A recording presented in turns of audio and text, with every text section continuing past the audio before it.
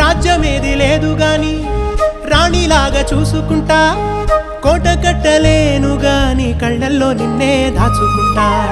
రాత ఎట్లా రాసి ఉన్నా ఆ మార్చి నీతో రాసుకుంటా. స్వర్గమంటూ ఉన్నదంటే అది నీతోనే ప్రతిరోజు పంచుకుంటా.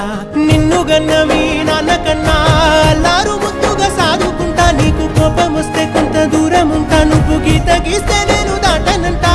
కంట నీరు కంటి రెప్ప దాటకుండా కాటుకై కావలుంటా. రాంబాయి నీ మీద నాకు మనసాయనే.